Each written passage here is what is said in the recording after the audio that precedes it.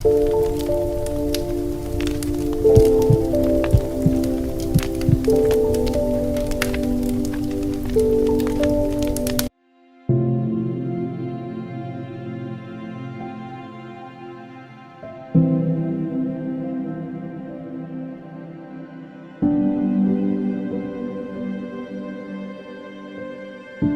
everybody. Welcome to another amazing night of learning the holy words of Rabbi Nachman of Breslover. I want to start off tonight's class, first of all, welcoming the youngest ever participant who has live and in color. I have a 9-month-year-old baby. 9 weeks. His name is Jack, but we like to call him by Yerachmiel Naftali, who's here right now. I kind of want to show everybody because it's really that gishmak to see this. Look at this, guys. He's right here live in color. Say hello to the whole world. Amazing smile. Oh my gosh. Thank you. Bless him. We don't even know why he's here tonight, but he obviously needs to have these words permeate his neshama. Bezrat Hashem, and Bezrat Hashem, in his chut, even though this was not mentioned, I'm going to say it's chut all the Torah learning that's happening tonight.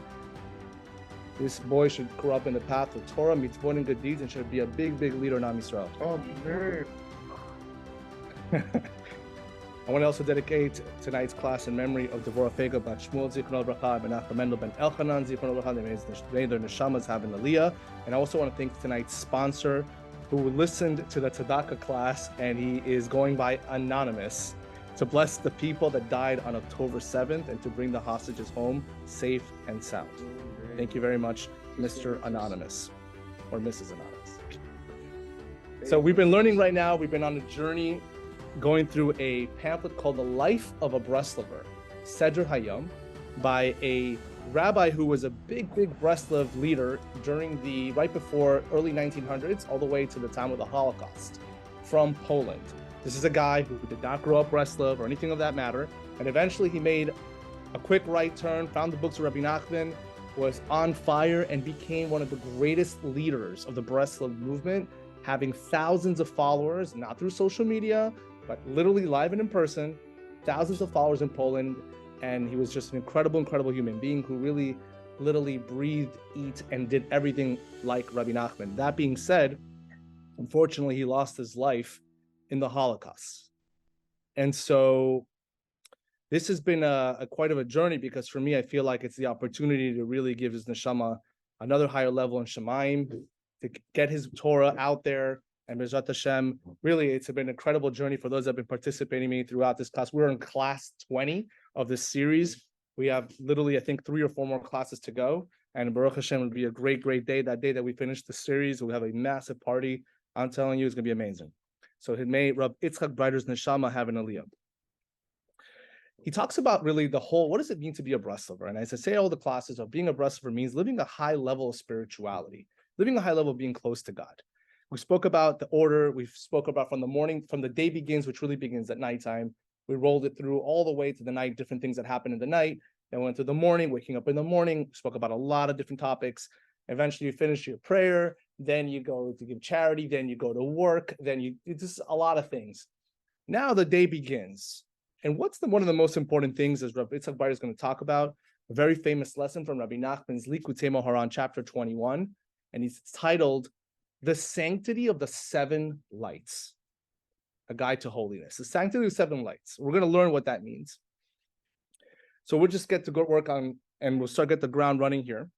We already first page. Put this on the screen for all you guys here as well. For those that are here on social media and Facebook, feel free to join the Zoom so you can actually see the screen and you can actually see what I'm reading right now.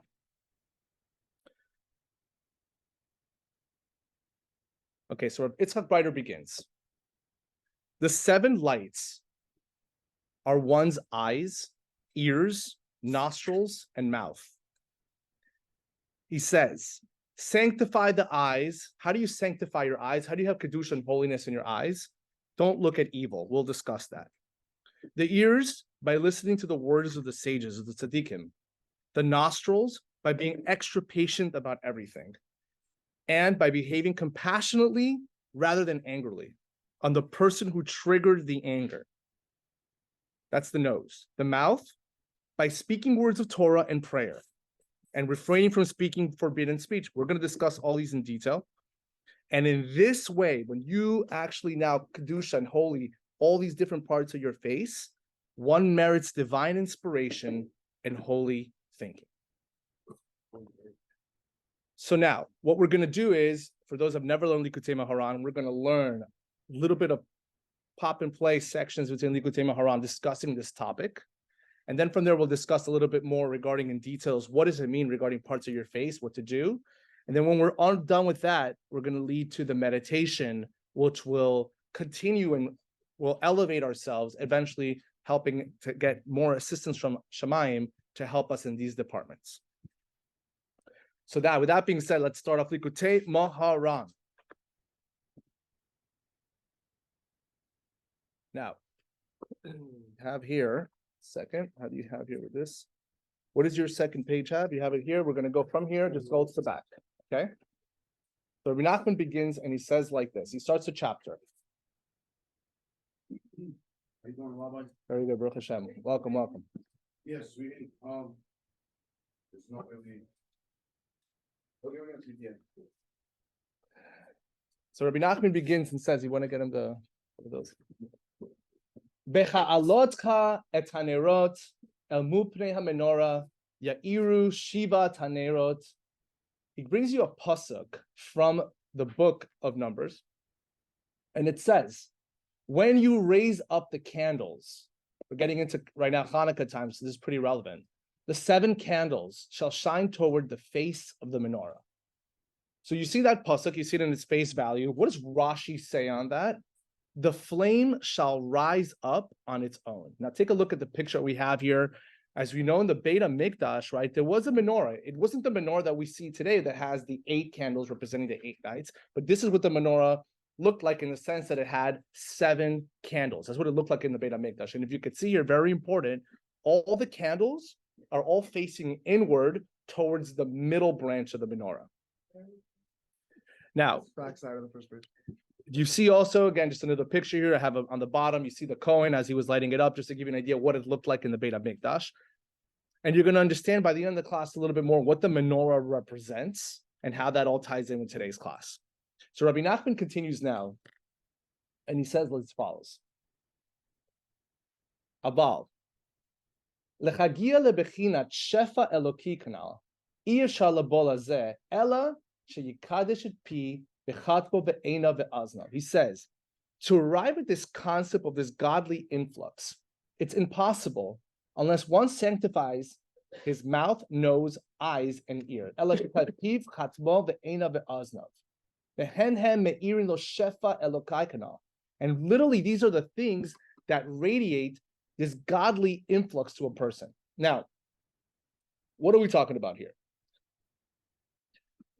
In order for a person to grow and get connected to Hashem on higher levels, we think about different people, right, who literally immerse themselves and sacrifice themselves in regards to living higher levels of consciousness, da'at, awareness of God, getting divine prophecy, having higher levels of Ruach HaKodesh. How did they get to these points, right? So Rabbi Nachman is bringing down an important concept, which is the concept of learning how to use different parts of your face, which is alluded to as compared to your face is compared to like the menorah. And the candles, the 7 candles are like your parts of your face. You're going to see right now in the picture coming up very soon. So based on that, Rabbi Nachman is talking about this idea, this godly influx, that's light that's supposedly going to be coming into a person. In other words, a person should guard himself from allowing anything false to emerge from his mouth. And with this, when a person literally doesn't say things that he shouldn't be saying, we'll talk about it more in detail, he sanctifies his mouth. Shehu bechinat chotem. Bebechinat v'charichu biret Hashem. And he says, based on that he should have this concept of yirat shamayim, fear of heaven. Fear of heaven means, just in a general term, it means that I literally fear God. I'm constantly watching over all my actions. I'm constantly thinking about Hashem at all times. And having Yirat Hashem is a big level for a lot of people. So people live their lives, wake up in the morning, and then, oh yeah, like once, oh yeah, there's Hashem. Yirat Hashem, a person who has true Yirat Hashem, Hashem is on your mind constantly. And he says, with this concept now, part 2 is, when you have fear of Hashem, what are you doing? You're sanctifying your nose. So we sanctified our mouth by not speaking anything bad. That's one thing he says.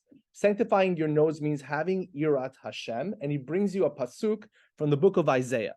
And what is the pasuk? He says, Bebechinat, and he says the pasuk is, Vaycharichu B'Yirat Hashem. Look at the words, very important. In Hebrew, you could see them there. Vecharichu comes from the word reach.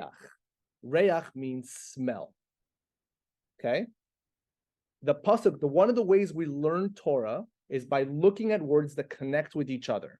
So here, for example, it says vecharichu. So the word reach, smell, is there, and the next words are irat Hashem, fear of heaven. So therefore, we can easily make a connection. Reach, smell, is connected to fear of heaven. Okay? Easy so far? Simple. Okay. Vehiyu lo emunat hachamim. Hatalui beudnan bebechinat shma divrei chachamim vayatziem einav mirod bera. The next part is, a person needs to have faith in the sages, faith in the tzaddikim. When you have faith in the tzaddikim, you're sanctifying your ears. Because why? There's a pasuk in Proverbs, Shlomo HaMelech. What does he say? Shema divrei chachamim. Hear the words of the wise. So we're taking a pasuk. Look at the pasuk. Hear means to listen, and he's connecting that pasuk. Hear the words of the wise. So Rabbi Nachman says, if you listen to the words of the wise, then you are sanctifying your ears. That's number 3. Finally, it says, Vayatziem einav mirod bera. And his eyes, he should keep his eyes shut so as not to look at evil. And with this, he sanctifies his eyes. Okay. So Rabbi Nachman continues and he says, an incredible concept. By the way, take a look at here. I have a picture of this good-looking dude. He is not available that I'm aware of right now. 7 lights of the face. Take a look at him. Just to go back at it again. You have 7 lights. 1 ear, 2 ears. You have your 2 eyes. You have the 2 nostrils, and you have your mouth. All the gateways to get inside your, so to speak, your face is the mechanism for Kedusha and holiness. Rabbi Nachman then continues and he says as follows. Because this is exactly what arouses this godly influx to come. And now he says something very interesting. He says, the mouth, the nose, the eyes, and the ears are all contingent upon the mind. They waken the mind that it should be in this category of front of the category of face. In Kabbalistic terms, when a person says, Hashem, show me your face, Ya'er panav elecha v'yikuneka, you're Cohen here, right? When you have this concept of God bestowing his front of his face on you, first of all, that's good. That means you're getting bracha, you're getting blessing. But on top of that, he's now saying to you that when you're doing, so to speak, and really making sure to make every part of your face holy, that's called the front, that's considered the front of the face. And when you do that, it arouses your mind. This is fascinating. When a person's taking care of all these different things, your mind gets, so to speak, awakened. And now, so to speak, you can control how much light that God is now bestowing upon you. He's going to give you gifts. He's going to give you a lot of different light that's going to come in. But you need to make sure that all these things are in check. Now, Rabbi Nachman is going to do something pretty awesome. This is typical Rabbi Nachman for people that have seen this for the first time. Just roll with it, but it's a typical Rabbi Nachman. He's going to show you, look, you know why I'm comparing these parts of your face to your mind, to your head? I'm going to show you psukim to support how all these things belong to your mind. Let's take a look. This is the concept, and he brings you a pasuk from Tehillim. Rosh tevarecha emet. Look at the pasuk. It's the next page. Tehillim. After the back eye. Rosh debarecha emet. What does that mean? Rosh debarecha emet. Your very first utterance is truth. Rosh debarecha means speech, emet is truth. What's the first word? Rosh. What's your Rosh? Your head, right? Debarecha means to speak. What do you speak from? Your mouth. So check number one, so to speak, ze bechinat moach. The concept that your mouth is connected to your head. Rosh devarcha.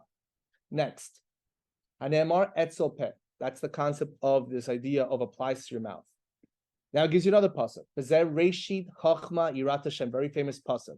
That the beginning of wisdom is the fear of God. Very famous pasuk. What does that mean? Reshit chachma yirat Hashem.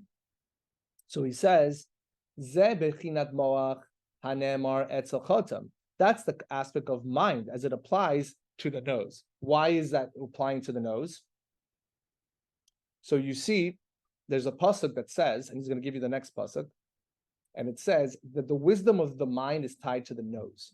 Reshit chachma, the beginning of wisdom, irat Hashem, the concept of fear of heaven. Remember I said that fear of heaven relates to your nose, okay? Then he says after that, sorry, ze bechinat hanemar etzel chotem, ze bechinat chocha lechacha v'yachiyecha, ze bechinat moach hanemar etzel udnim. And then he gives you another pasuk.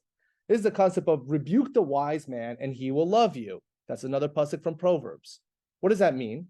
The aspect of mind as it applies to the ears. When you're rebuking a person, hey, dude, you did something wrong. He's listening to you, right? It's a listening concept. Rebuking the wise and he will love you. And then he brings you another pasuk that says, hear the words of the wise. When a person is listening to the words of the wise, that's the concept of your ears. And he's using that as a pasuk to support this idea, how a pasuk can show you how your ears are connected to that. And then the last one, he says, this is very amazing, says, the concept of Petipakna ene shnechem. When Adam and Eve were in the Garden of Eden and they were both naked, after they had from the tree and they ate from the apple, what was the thing that it said? And the eyes of both of them were opened. That's what it says. Why is that? So it says, Zebechinat moa nemar etzel ayin. When a person's eyes were open, their da'at, their knowledge is like, oh my God, she is naked. Knowledge kicks in and goes, that's wisdom. I didn't know that. I didn't know that before. Now I know. And what is the pasuk alluding to? You can see it here. And the eyes. So eyes is connected to your wisdom. So here Rabbi Nachman is just bringing you typical Rabbi Nachman, showing you support from Suka to support these ideas that your head is connected to all these different parts of your face. Rabbi Nachman says, and these are exactly the 7 candles. He says,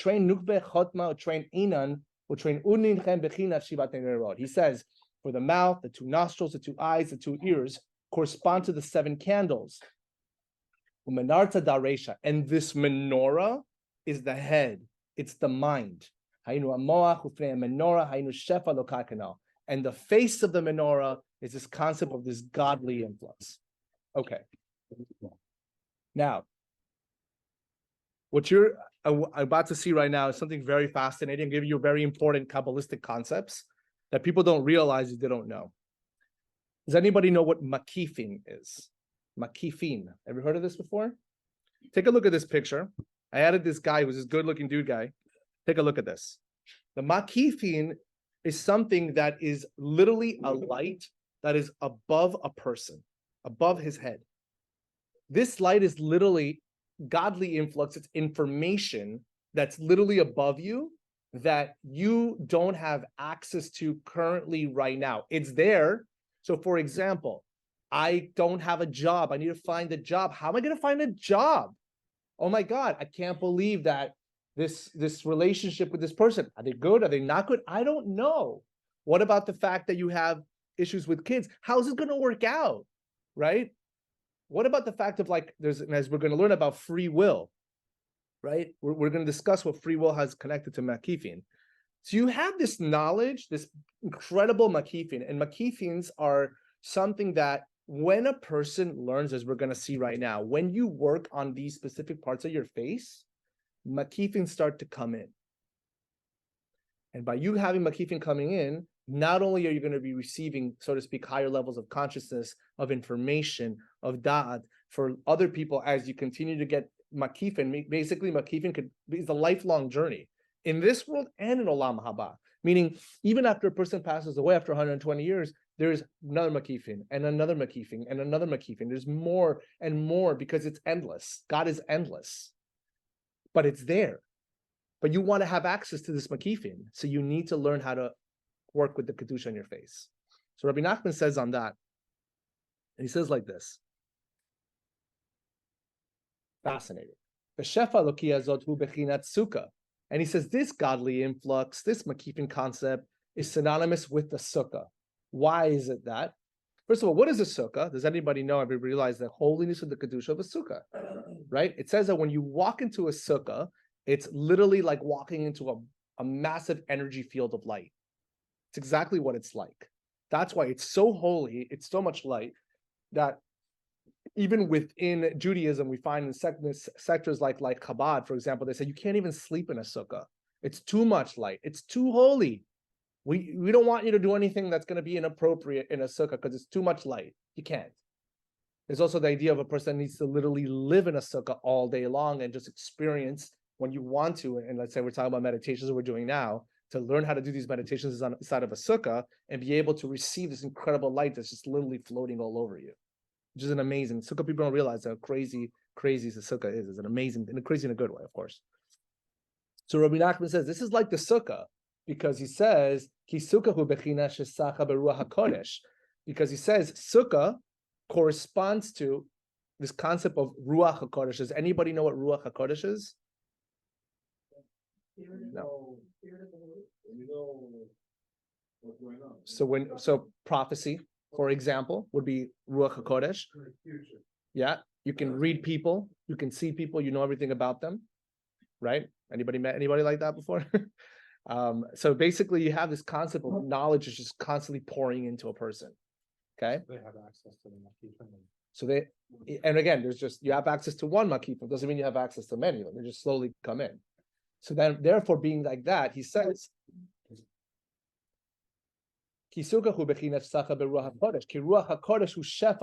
and this concept is this idea that the spirit of holiness is this godly influx. Now take a look at this. The sukkah, what I just explained to you is this concept of Ruach HaKodesh. It's this concept of the 7 clouds. You okay, Jack?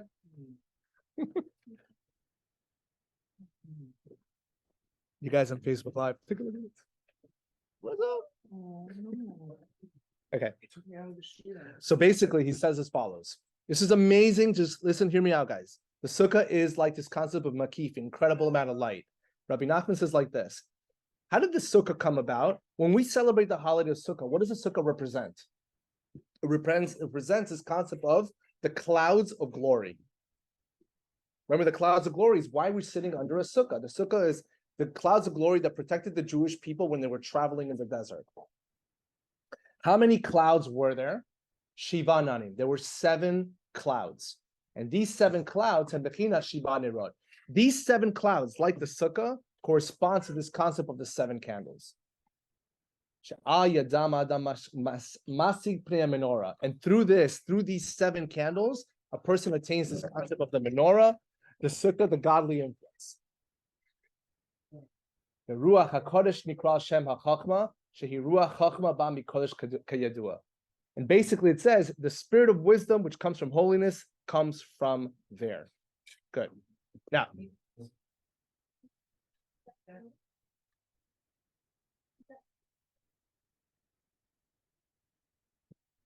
so just to quickly just sum up what I just said, Rabbi Nachman comparing this light that's above your head, Makifin, to the sukkah. And the sukkah, as you know, was covering the Jewish people in the desert. And how many clouds were there? There were 7. There were 7 clouds that were covering the Jewish people, which represents this light, which represents the 7 candles of the menorah. But Rabbi Nachman now continues and he says something like this.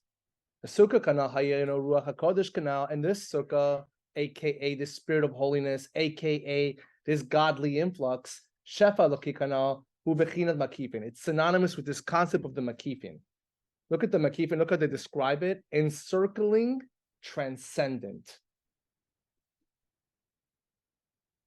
שהשכל הזה הוא גדול עד למאוד, עד שאין המוח יכול לסב לבין נכנס במוח. Listen to this. For this intellect is so great, this light that a person can receive, it's so great that the mind is incapable of holding it. You bring me this light right now, I can't handle it. I'm not a vessel to be able to just receive this light.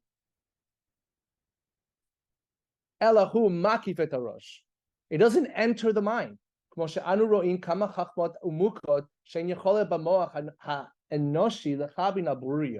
says, in a similar sense, we see that there are now a number of profound disciplines which the mind is incapable of understanding clearly. There's a lot of things that we don't understand why it happens in the world. And he says the numerous paradoxes. There's a lot of things that contradict each other all the time. He's going to give you an example right now. This is a big one. He says like this: how is it possible that a person has free will? God goes, you can do whatever you want. You want to be good, you want to be bad, that's great. But at the same time, he knows what you're going to do. How does that make sense? It's a big paradox. On one hand, you have free will. You choose. No, you choose. But really, it also says God knows what you're going to choose. How does that work? It doesn't change the fact that you still chose it. That's fine. But if you have free will, different than making somebody if you have free will, that means technically God doesn't know exactly. You have the choice to choose. You understand? You can't have both. Well, you can obviously have both. Rabbi Nachman is saying he knows. He goes, I can't even explain this to you. But this kind of knowledge is an example of makifim. I just don't understand. And just like that, we can talk about the Holocaust. We can talk about October 7th. We can talk about all these things. They're like, what is happening? How is that possible? How did Hashem let that happen? Something I'm missing that I don't understand? What about a person who lives an incredible good life, and I'm doing all the mitzvahs and I'm doing things, and then this thing happens to me, and this thing happens to me, and come on, right? These are paradoxes in a person's life. Rabbi Nachman is saying to you, look, I know you don't understand these things, right? But also you should understand that it's literally, so to speak, on certain things, on certain levels, these ideas, these thoughts, these concepts are right above you. And you just can't right now chop them. You can't understand them because you have not made yourself a vessel to receive.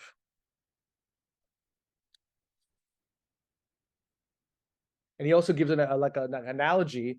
It's like this concept of the development of a child, right? You see that at the beginning, a child has a specific type of a knowledge, right? And that's fine. But as he gets older and older, his knowledge and concepts is growing and growing and growing, right? That's the concept of a makiv. There's also another word called a pnimi. A pnimi is when you have knowledge that you already have inside of your head. You're like, oh, cool, I know that. Yep, I know that concept. Yeah, I know that concept. That's a pnimi. But makifin are on the outside. So based on that, Rabbi Nachman says, and this intellect is synonymous with the concept of encircling. These things, you could see the makif in a little picture of that guy right there, like this. You could see it here, and for you guys here, you see how it's just right above him. And then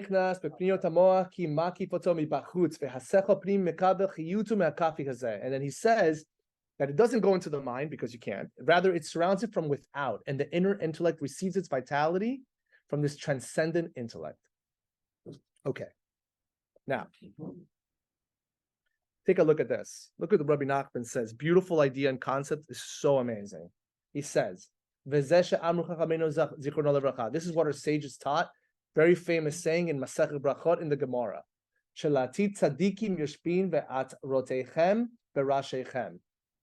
In the Gemara, it says, in the future time, in Olam Haba, the tzaddikim, all the high-level individuals, will sit with their crowns in their heads. People read that as on their heads, but the wording is ve'atorchem berashechem.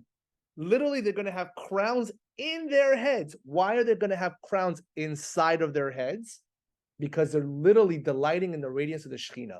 Olam Haba, in its perfect state, will look something like, once you're cleaned up, so to speak, if nobody should have to go to anything to be cleaned up. But again, in general, things happen. But in regards to the world of Olam Haba, people have to know that once you are there, all you're doing is residing in the presence of Hashem's Shekhinah and receiving a tremendous amount of light and pleasure that we cannot comprehend. There's no way to explain the pleasure, what it's like to be in Olam Haba. We had a class on Olam Haba, if you guys remember, and we spoke about the idea, imagine the pleasure. We spoke about imagine the pleasure that you have of your lifetime, the greatest pleasure of your life. Put it all together, and what happens after that?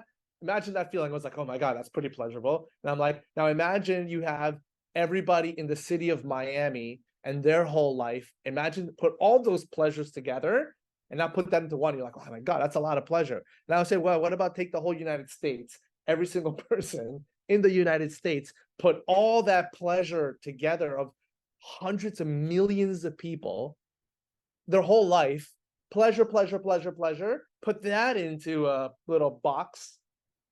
That's a lot of pleasure. Now put that as the whole world. A whole world of pleasure. And then you're like, I mean, you can't even fathom this ideas. And then I go, well, what about the idea if I told you from the beginning of time until the end of time, the whole world, from the beginning of time till the end of time, pleasure. Olam Haba is even more pleasure than that. That's what it's described from Miktam Eliyahu. Incredible book. And he breaks it down to you very, very, very beautifully. The amount of pleasure that they have. So you have these tzaddikim, so to speak, that are sitting in Olam Haba. And Masechet Brachot, the Gemara says they got these crowns, not on top of their head, although that's how it's read, but it's really inside of their head. Why do they have that in their head? Look what Rabbi Nachman says. It should have said on their heads, Kilatid Bata Bechira. Why? Because this was their intention. Because in the future, free choice will be nullified. What Rabbi Nachman is saying is very interesting. He's saying to you like this: in this world, we have free choice. We think we have free choice. We know we have free choice, but God knows what he's going to do. When a person is so immersed in the light of God, and you're so connected and plugged into the light of God, at some point you just realize like there is no such like what free will. Everything's so clear. Free will is gone. It's nullified. It's like, how can I not do this? Everything is all godly. There is no more like, oh, bad, good. Like, there is no bad. I can't choose bad. I'm so connected to God. How can I not do anything but good? That's what the tzaddikim are feeling, so to speak, up there. There's no more like choices. You're so convinced. There's nothing to discuss. There's so much light that they have. And then he says, based on that, he also says, tzaddikim yoshbim. It says that, look at the wording. The tzaddikim are going to sit. What does sit mean? Rabbi Nachman says, Shehayeshiva more al ha'eder bechira. Sitting indicates an absence of free choice. Why? Because there's a pasuk from David HaMelech who says, Yoshev Bashamayim, he who sits in heaven. If I'm sitting in heaven, it means, obviously, that I'm in a higher level of consciousness. I'm literally in Olam Haba. Sitting represents literally, so to speak, bestowing in God's light. So you have the concept of sitting, which represents being in Shamayim, which means I have no more free choice. Nor do I want to have free choice. You're just there, and the crowns are in their head. Good.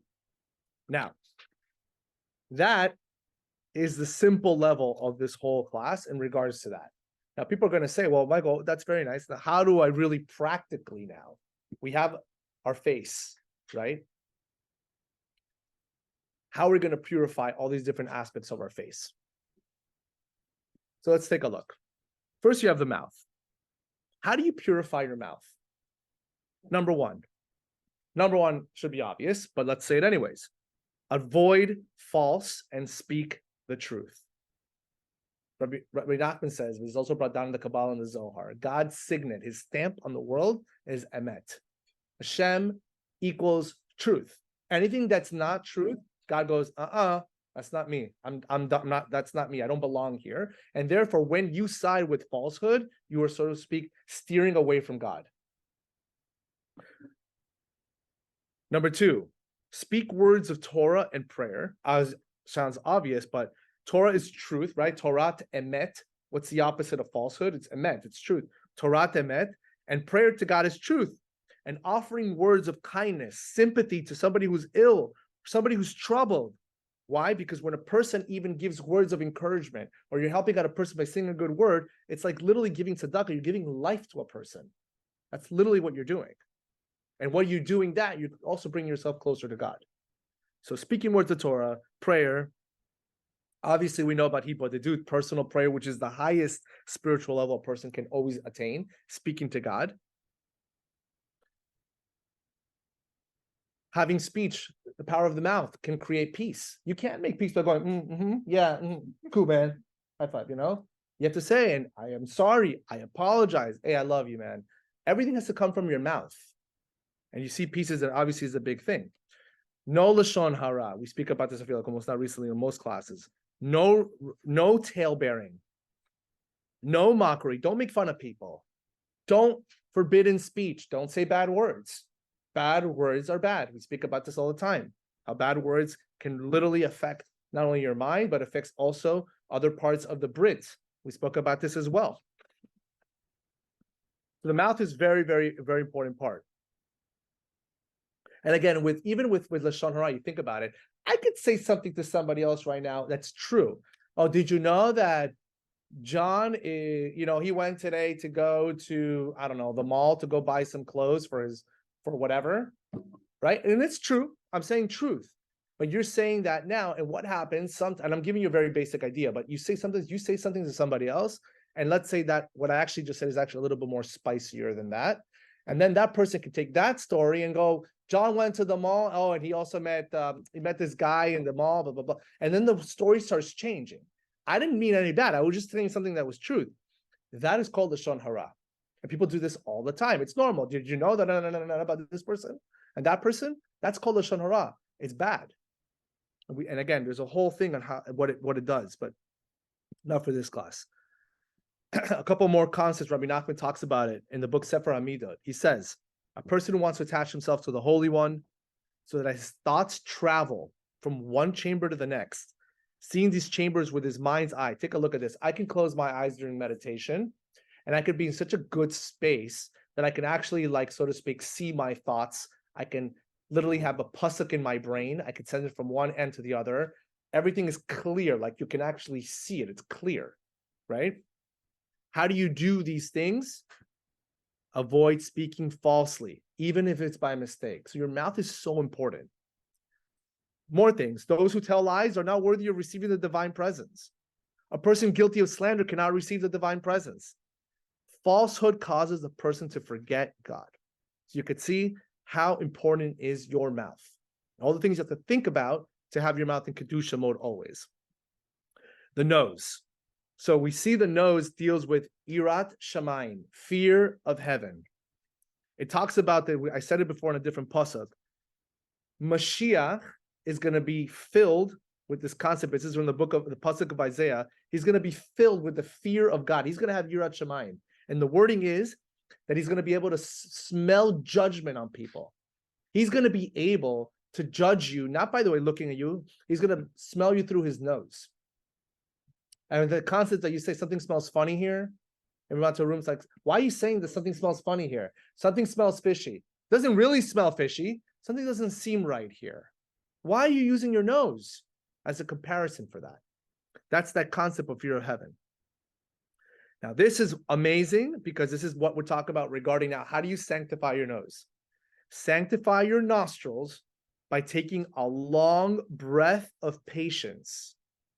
The showing love to the person who you were about to get angry with. Oh my goodness. It's a big one, right? Like, we're all human, right? So people can get you upset.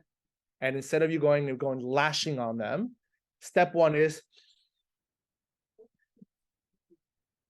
right? The breath. Extending that breath, maybe walking away from the person for a little bit, get yourself away and breathe. Using your nostrils. What happens when you have Yirat Shamayim? You have control. You start controlling problems with confrontations with people, annoyances with people. You stay away from problems with people. And the best part about it is, why is it at the end? How do we tie it in with God? Because at the end of the day, this is such a big concept of emunah and bitachon, that everything that happens to a person, even that guy who gets you angry, guess who it's coming from? Hashem. On purpose, because you're being tested. So you're being tested from Hashem. You are now letting Hashem saying, hey, okay, right? You got me. Cool. Breathe. Breathe. Breathe it out and just let go. That's the concept of your nose.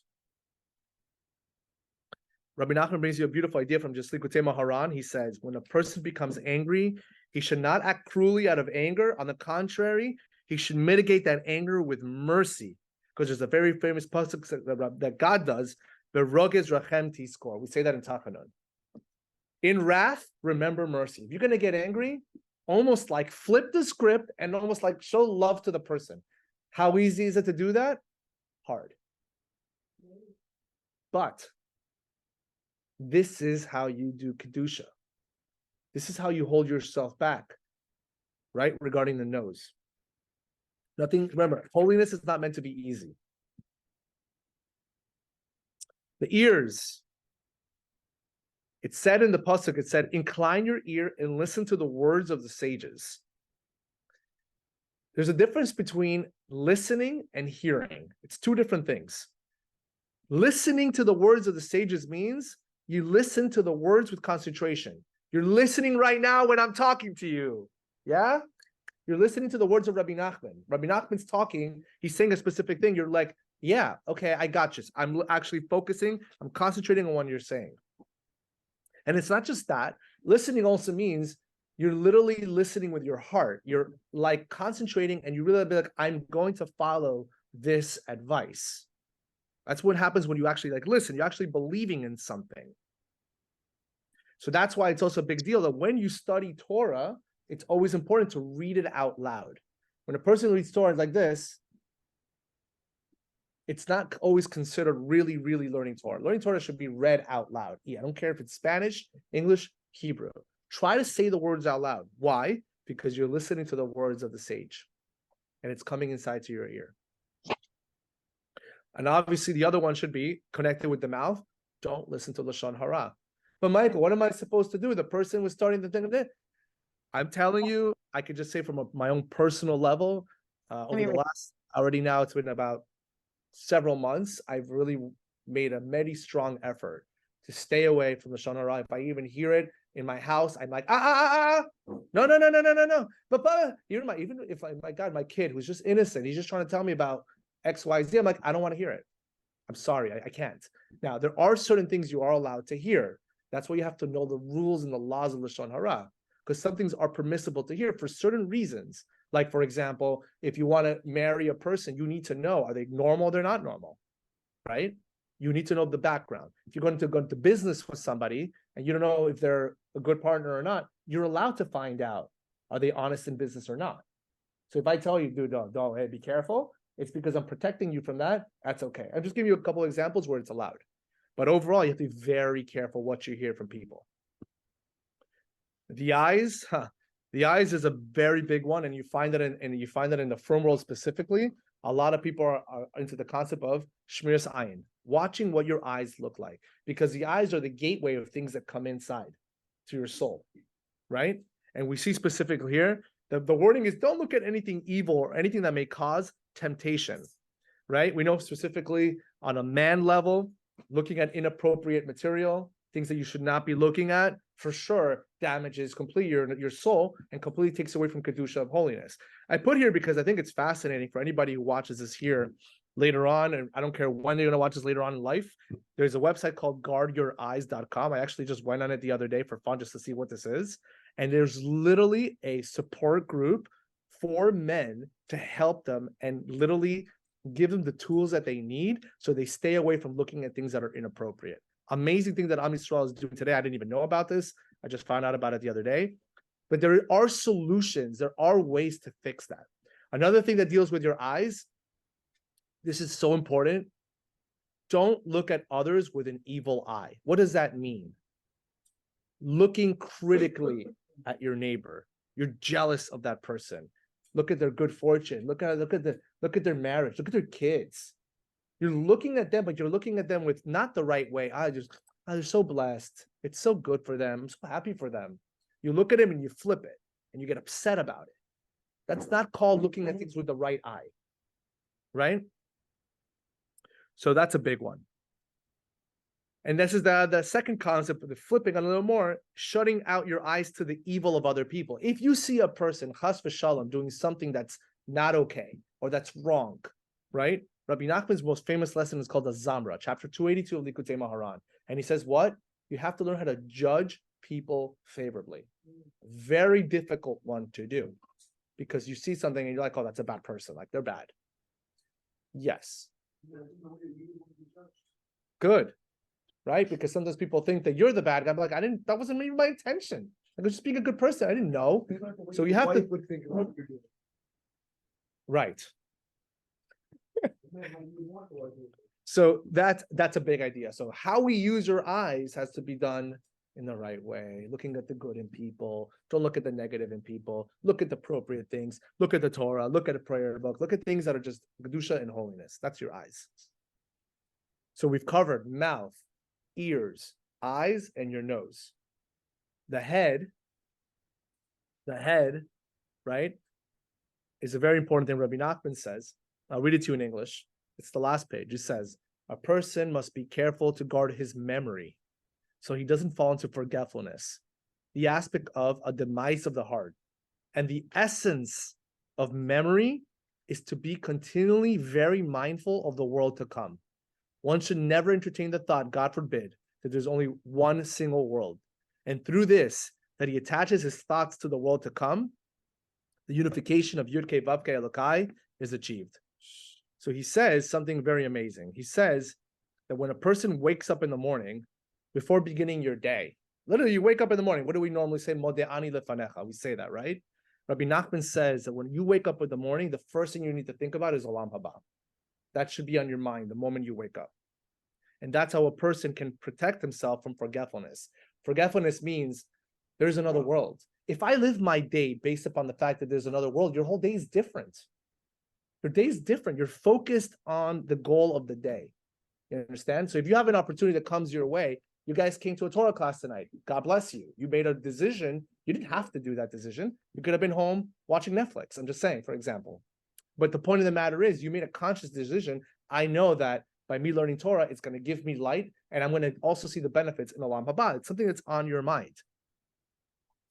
Bezrat Hashem. Now, technically, the class of the 7 lights, so to speak, that concept is done in regards to all the different things of your face.